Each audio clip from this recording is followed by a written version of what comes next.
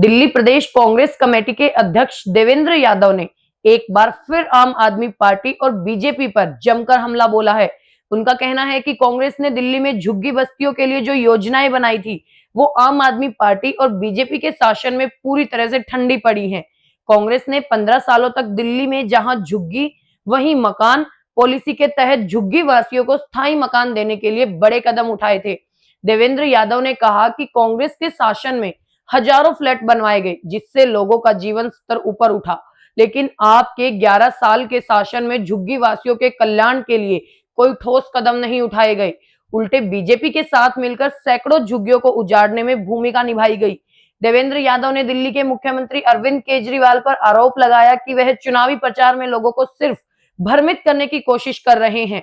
उन्होंने कहा, केजरीवाल मुफ्त पानी और बिजली की रेवड़ियां बांटने की बात करते हैं, जबकि सच्चाई ये है कि झुग्गी वासियों को बिजली और पानी के हजारों रुपए के बिल चुकाने पड़ रहे हैं। छोटे से कमरे वाली झुग्गी का बिजली बिल 8,000 रुपए आ रहा है। ये कहाँ की नैतिकता है? देवेंद्र यादव ने बीजेपी और आप दोनों पार्टियों पर झुग्गी वासियों के मुद्दे को चुनावी तमाशा बनाने का आरोप लगाया।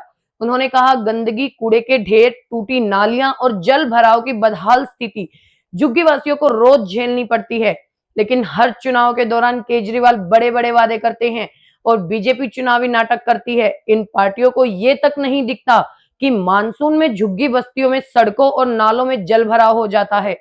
इन पार्टियों के नेता कभी भी उन बस्तियों में रहकर इन समस्याओं का सामना क्यों नहीं करते? देवेंद्र यादव ने कांग्रेस की जहां झुग्गी वहीं मकान योजना की भी तारीफ की। उन्होंने बताया कि कांग्रेस की मुख्यमंत्री शीला दीक्षित के शासन में कठपुतली कॉलोनी, गोविंदपुरी, कालकाजी और जेलर बाग जैसे क्षेत्रों में झुग्गी वासियों के लिए मकान बनवाए गए थे।